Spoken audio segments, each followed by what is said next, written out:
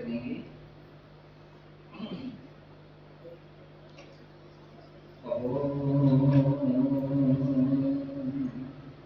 नमः सिद्धेभ्यः।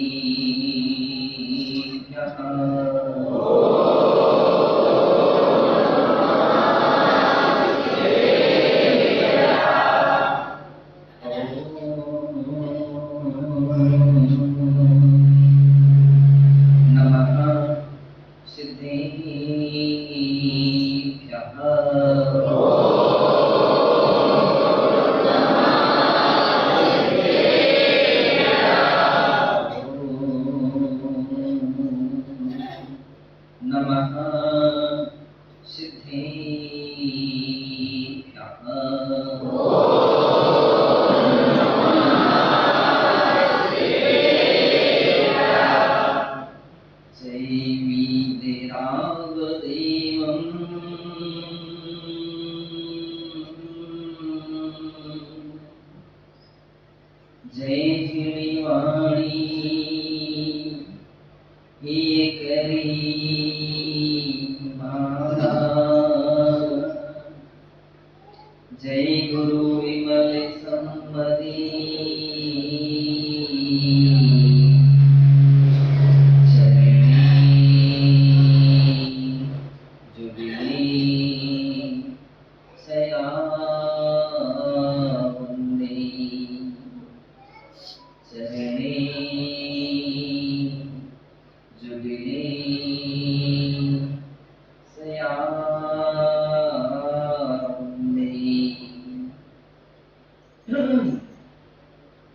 नमो हरिहंताणं नमो सिद्धाणं नमो आययाणं नमो वत्सायाणं नमो वे सत्वैसाणं। से बोलिए अनंतानंद सिद्धि परमेश्वरी भगवान की जय। देवाधिदेव श्री ऋषभनाथ भगवान की जय। विश्ववंदनीय श्री महावीर भगवान की जय। परम पूज्य वात्सल्य रत्नाकर गुरुदेव आचार्य श्री विमल सागर जी महाराज की जय। परम पूज्य तपस्वी सम्राट गुरुदेव आचार्य श्री सरमती सागर जी महाराज की जय। समय विश्वधर्मी की जय।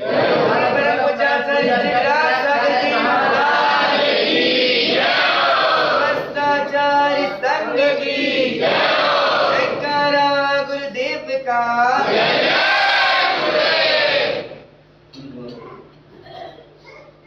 समस्त तीर्थंकर भगवान की दिव्य देशना का यदि हम सार देखते हैं तो दो बातें हमारे लिए समझ में आती हैं।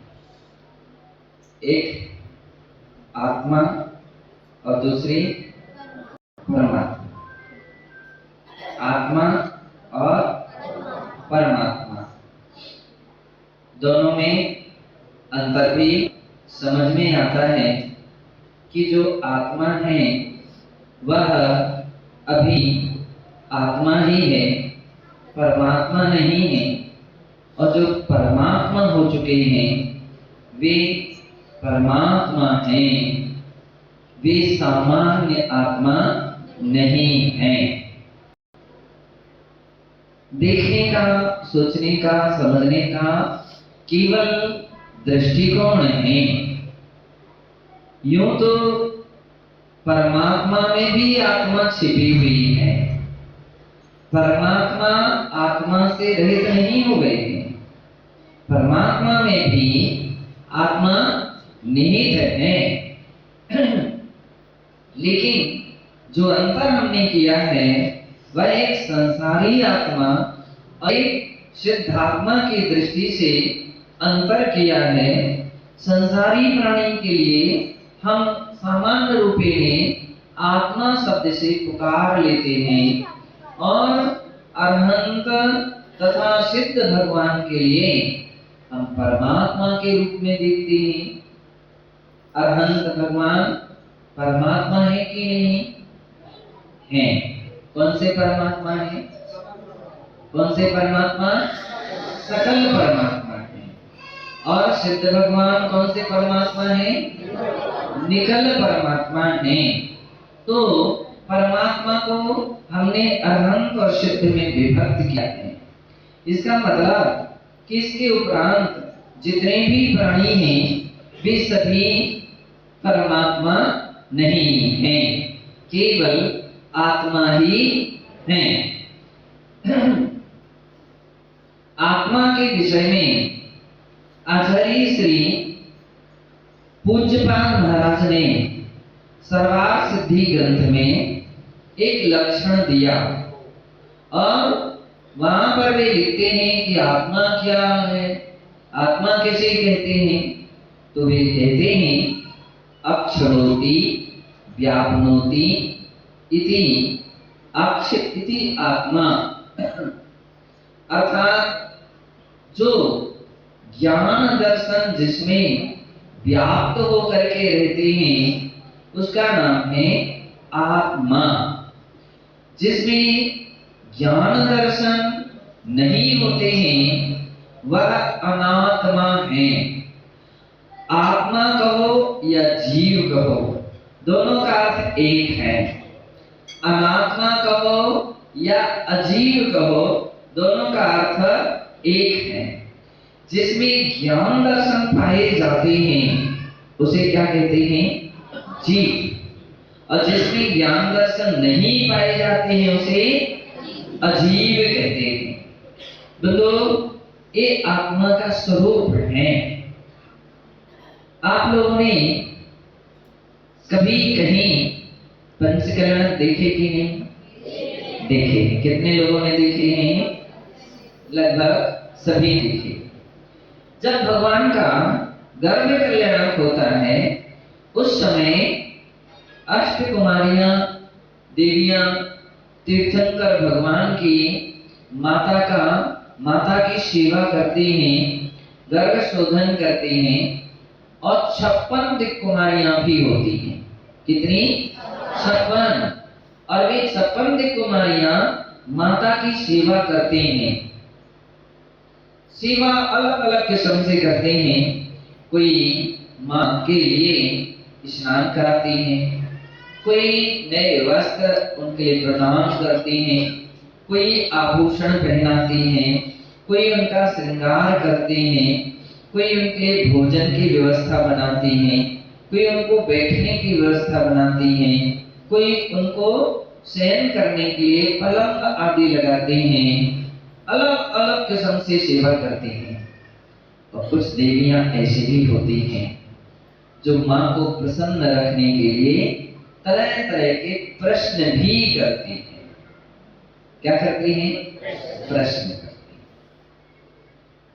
उन देवियों के लिए 56 दिक् कुमारियां कहते हैं। दिक् कुमारी, कुमारी का अर्थ है छोटी बालिकाओं की तरह जो निर्विकार होती हैं, बालिका की तरह जिनकी सहज चेष्टाएं होती हैं, वो कुमारियां।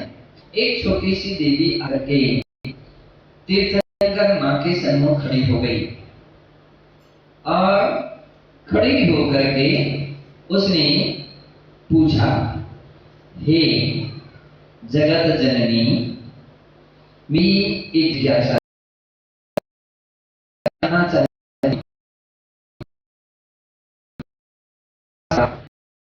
और परमाणु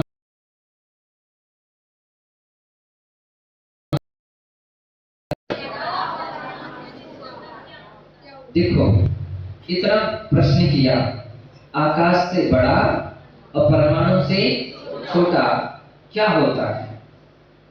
लगभग ऐसा ही प्रश्न वैष्णव ग्रंथों में भी तब उल्लेख मिलता है जिस समय 5 पांडव वन जंगल में थे और प्यासे थे, तो पानी पीने के लिए एक बगल के तालाब में गए और जब वो तालाब में गए तो वहां के यक्ष ने रोका, ठहरिए, सावधान सावधान।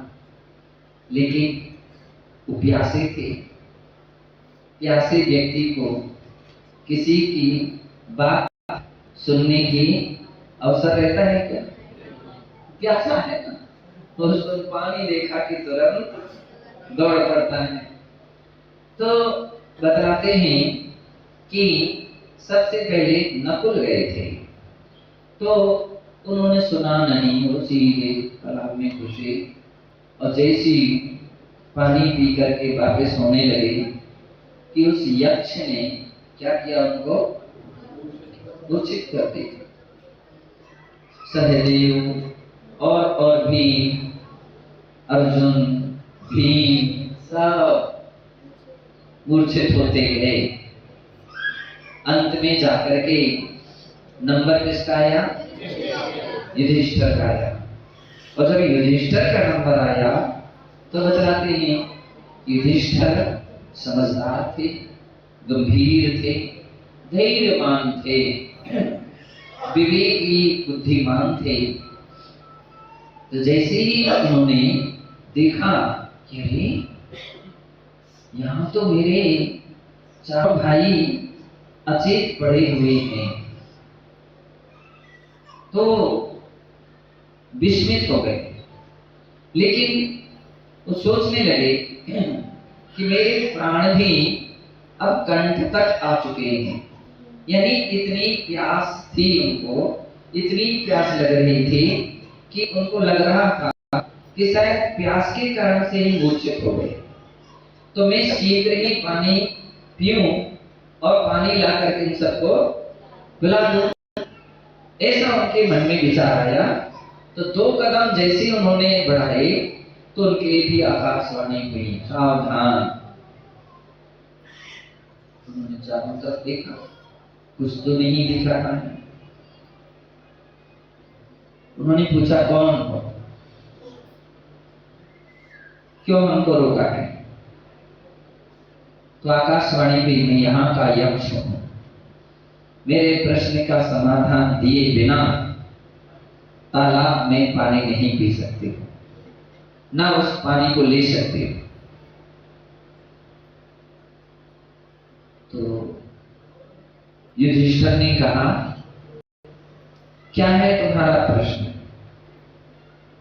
आकाशवाणी हुई, अलग अलग प्रश्न पूछे गए। उसमें एक यही प्रश्न था, कौन सा? आकाश से बड़ा और परमाणु से छोटा कौन है, क्या है? अपन लोग बहुत सारी पुस्तकें पढ़ते हैं और इस कान से पढ़ी, उस सुनी, उससे छोड़ दी, देखी, पढ़ी, छोड़ दी, नहीं।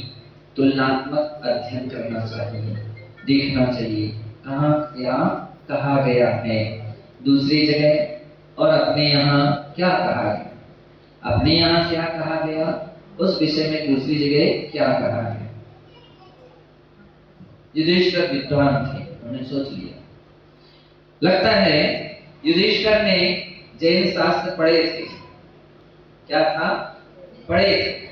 जो स्वाध्याय करते हैं, अध्ययन करते हैं, उन्हें शास्त्रों का ज्ञान रहता है। तो युधिष्ठिर ने कहा कि तीर्थंकर की मां के लिए भी ये प्रश्न किया गया, समझ में आ गया, यही प्रश्न। और मां ने ये बतलाया था कि वह क्या चीज है, आकाश से बड़ी और परमाणु से छोटी कौन सी वस्तु है? आत्मा। क्या है? आत्मा। समाधान वहां, आत्मा। आपके लिए रास्ता खुला है, आप पानी पी सकते हो और अपने भाइयों को भी बुला सकते हो। तो दो कहने का अर्थ है कि ऐसी आत्मा के विषय में जितना वर्णन जैन ग्रंथों में है, इतना वर्णन अन्य किसी ग्रंथों में नहीं मिलेगा।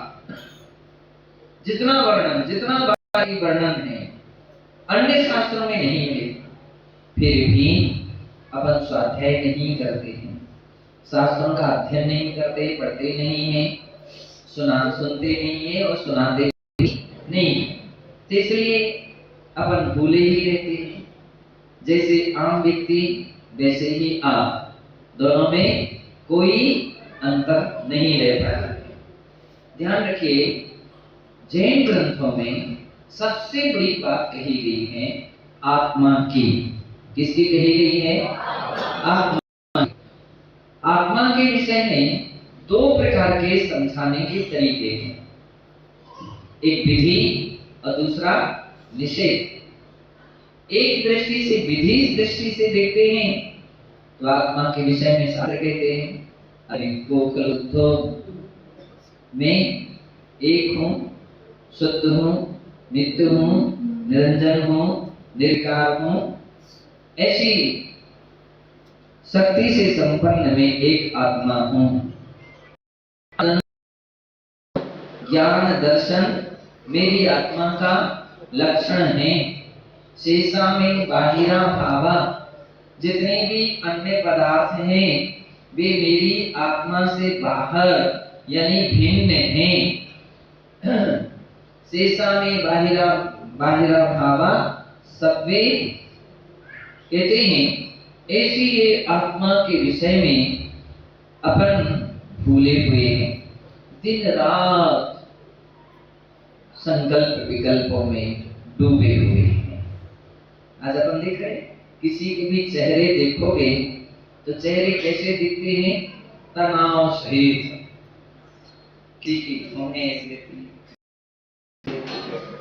तनाव सहित, कोई चिंता में, कोई टेंशन में।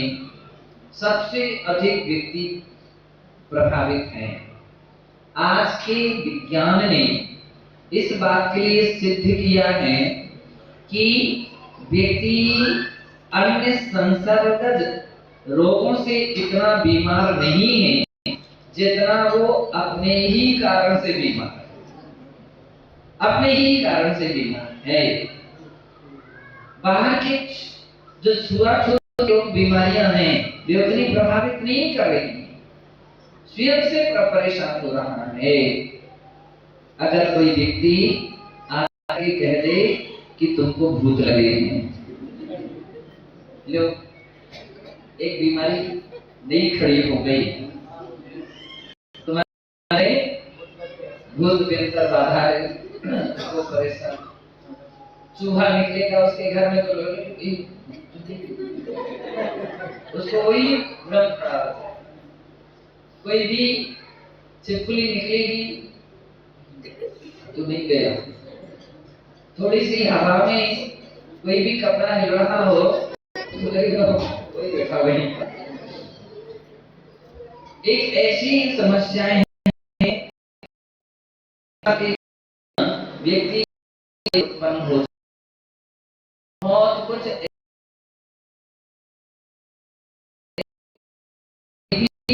माध्यम से कमाई कर रहे हैं।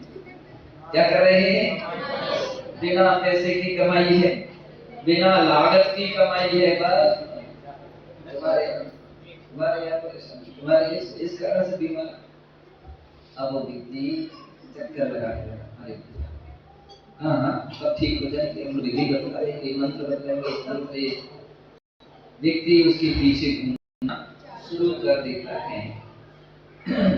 वास्तविकता में ये अज्ञानता है। क्या चीज है?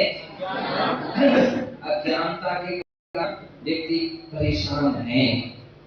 बहुत सारी भ्रम भ्रांतियां, बहुत सारे झोला छाप। कौन है झोला छाप? डॉक्टर। झोला छाप डॉक्टर यानी जानते मानते हो, कमाई करना चाहते बस। अब वो आकर के बड़ी बीमारी है, हो या ना हो, उस व्यक्ति के लिए तो अब निश्चित है बड़ी बीमारी होना ही होना है। क्यों? वो भ्रम खड़ा हो गया, वो भ्रांति खड़ी हो गई। तो कहने का अर्थ ये है कि ऐसे जगत में बहुत सारे प्राणी हैं, ज्ञान के अभाव में कहते हैं कि बहुत सारे अनायास दुखों को प्राप्त करेंगे। जितना कर्म का उदय नहीं है उतना उदय बना लेते हैं। जितना कर्म अपना प्रभाव नहीं डालता है उतना व्यक्ति अज्ञानता के कारण से वो प्रभावित हो जाता है